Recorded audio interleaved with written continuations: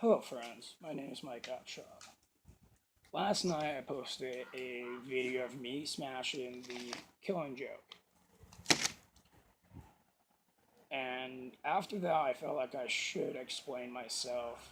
So this morning I got up, made myself some coffee, rolled myself a cigarette, and I'm going to explain to you my reasoning behind why this movie was shit.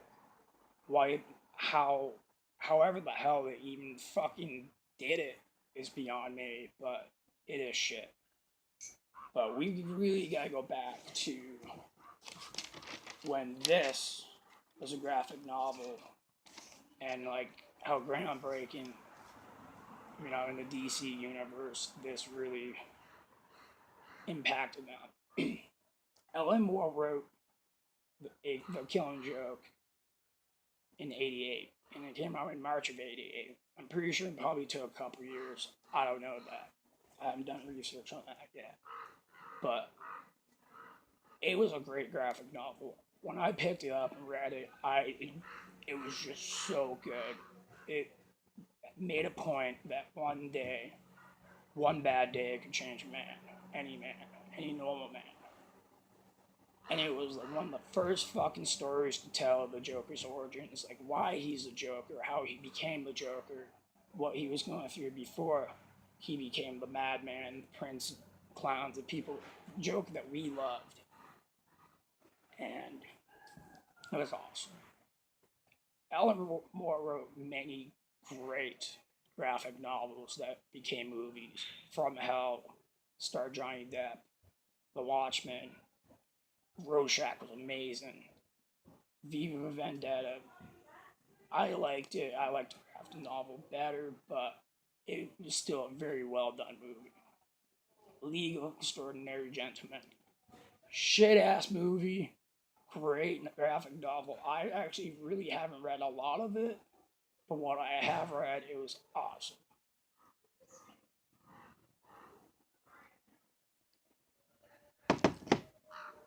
So, you come out with this groundbreaking novel, and of course the fans want to see it animated. Mind you, it was pretty grotesque. It was pretty extreme for Batman standards. But it's doable. It's very doable, and this became, I think, DC's first rated R animated movie before Batman. I mean, this is a couple months before Batman vs Superman, and even then, the special edition is rated R. The one that came out in theaters for PG-13. That was a good movie. Fuck the people who reviewed it. But Batman came out with a lot of fucking awesome like animated movies and movies, TV shows. Everyone loves the Adam West Batman. I love the Adam West Batman. It's fucking so quirky, so cheesy, but so awesome. They even had cereals in 1940 for him. I mean, he had like weird ears and the weird like mask went like that. But from what I saw, it looked kind of cool. I've actually never seen a serial Batman. That's one thing I'm seeking out. So, but there's also bad ones too. Batman Robin. We all know about that one. Arnold Schwarzenegger as Mr. Freeze.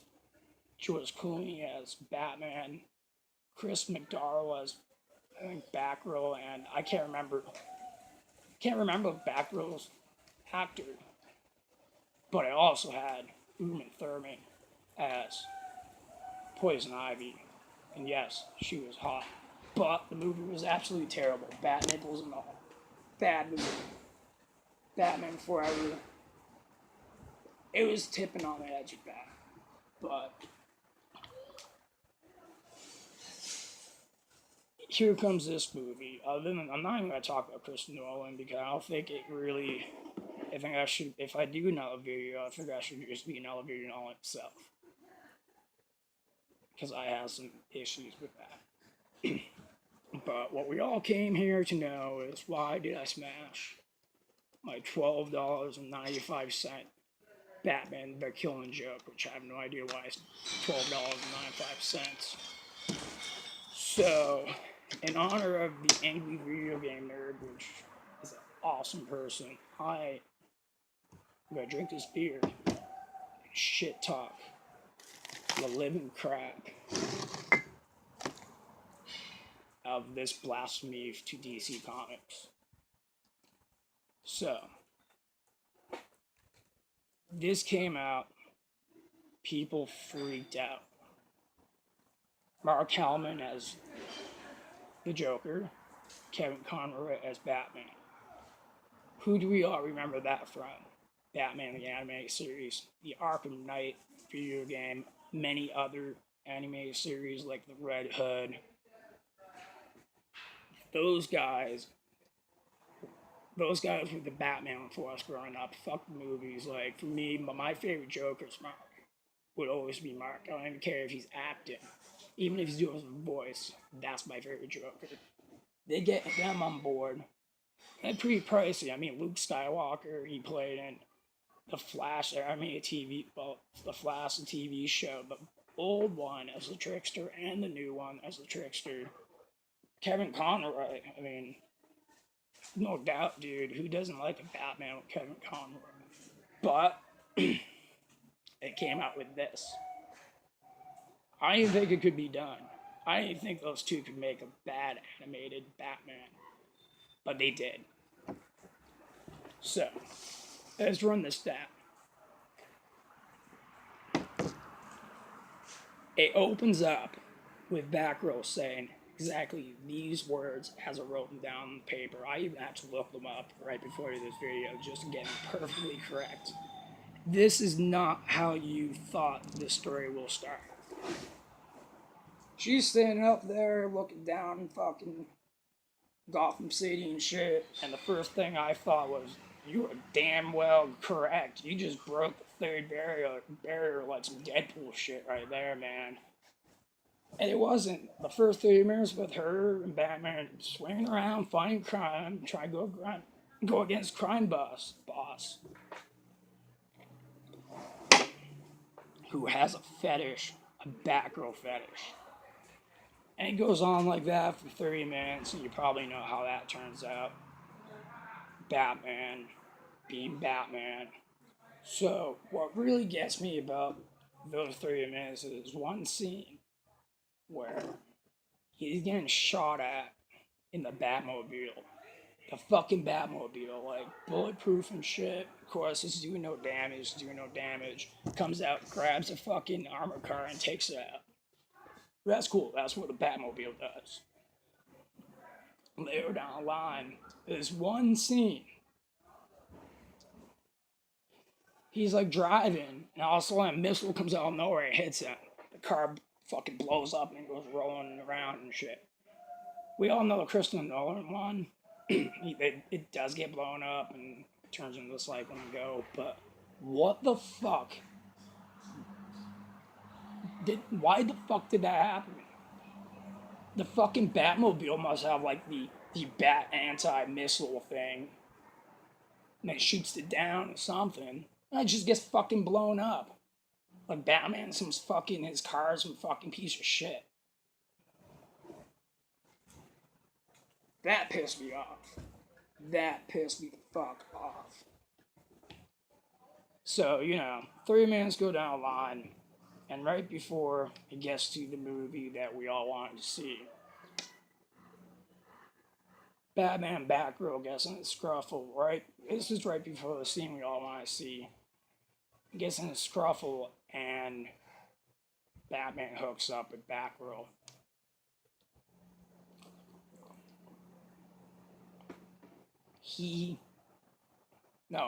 Batgirl jumps on top of him. And that bat fuck. Yep. Like, Batman has some bat condoms on him at all the time just in case he has to do the bat boogie. I don't know. Seems kind of weird. I don't remember that being fucking the Killing Joke. Another thing I just want to make out, and I'm not trying to like say, oh, I don't think Batgirl should have a big part in anything. Okay, when this came out, this was Batman, the Killing Joke, starring Batgirl.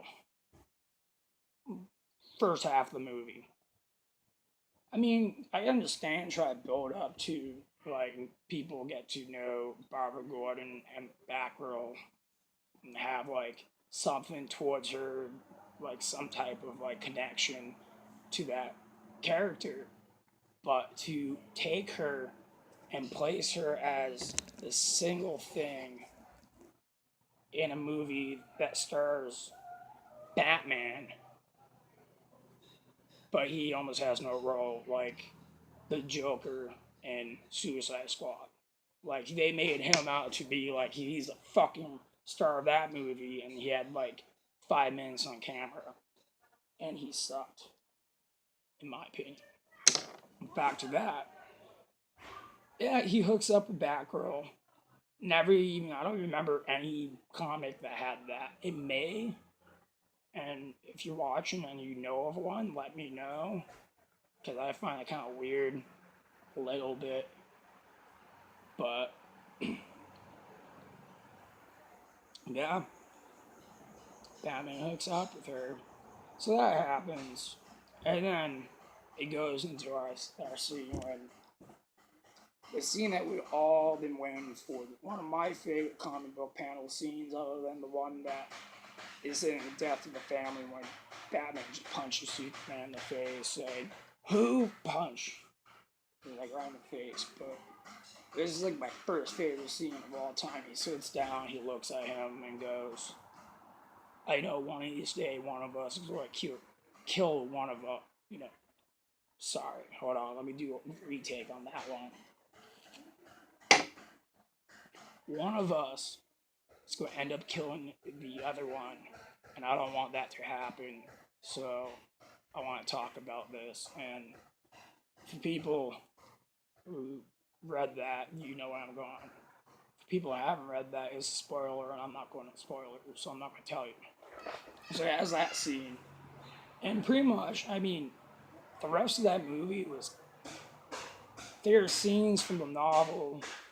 It is word for word. They took a lot of shit out, and I understand if they made a killing joke that was just a novel, it would have been just probably only 45 minutes, which it probably should have, because they probably would have been, even 45 minutes would have been amazing.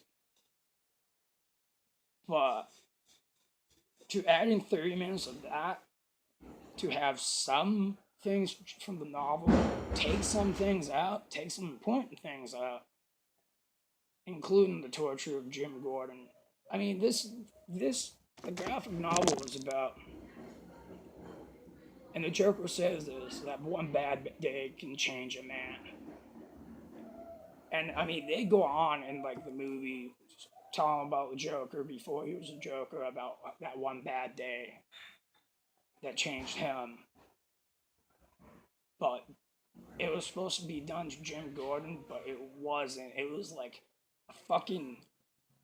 It was like a musical, and then what we know, the pictures that the Joker took after he shot Barbara Gordon. Sorry, spoiler. Fuck you. And like the pictures are supposed to be placed on the wall. That was like 2 seconds. I understand it'd be kind of hardcore, but dude, look at the movies nowadays. That graphic novel, I mean, that was quite a bit. I don't remember them being a fucking song and dance. And then the ending. The ending is what really pissed me off because there's a specific ending in that graphic novel that finally the Joker tells a joke, Batman has a grin and starts laughing. And he sits there and he has his hand on him and he's laughing. They both are laughing, and it fades away. And then all of a sudden, it's just Batman laughing. And that's, he either got knocked out, or if you really want to follow the if you really want to follow the universe, he gets knocked out. Because, of course, down the line, he kills Jason Todd. For people that think that was before this, Jason Todd died down the line.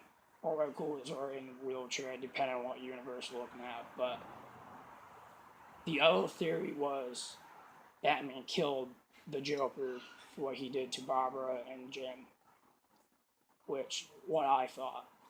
But in this, they cut it. They just cut the scene. They both still laugh and cut the scene. Killing joke, blah, blah, blah. That's why I took it out, put it in there, got my friend to hold the camera, and I smashed it with a sledgehammer. Because that was no way to end that fucking movie. No fucking end. Like, that is what should have happened. Right, taken from there. They could have took the whole thing. Didn't Frank Miller not give him enough material to make a good fucking Killing Joke? Did he not? Like, I'm almost afraid to see them do a Death in the Family. Are they gonna cut out half the times where fucking Jason Todd's trying to find his mother? Probably. So please, don't make that one into it unless you actually do the whole thing. I understand taking pieces out to make a movie and adding some things for filler and shit. 30 minutes in the beginning of a fucking movie that really has nothing to do with what this is supposed to be. Not acceptable. Not cool film making technique. I don't even know how to make films. I'm filming this with a goddamn fucking camera propped up by a fucking weight on a case. You had months, and obviously you have money if you're going to get Mark and Kevin into this. Unacceptable. But in all aspects, I was angered, and that's the reason I was angered. I mean, we all have opinions. If you want, comment below, throw out your opinion, you can tell me I suck. You can agree with me. But this needs to fucking die. Don't ever buy this. Don't spend $12 on it like I did at Walmart last night. Or the night before last night. Don't go to a flea market, buy this for fucking $1. Don't buy this for 50 cents. Don't even legally pirate this. Just forget about it. Read the graphic novel. This is like Super Mario Brothers. Except this still has more to do with a Killing Joke than Super Mario Brothers had to do with the game in the first place. But thank you for listening to my rant. Hopefully, at least 2 of you enjoyed this. And Skull.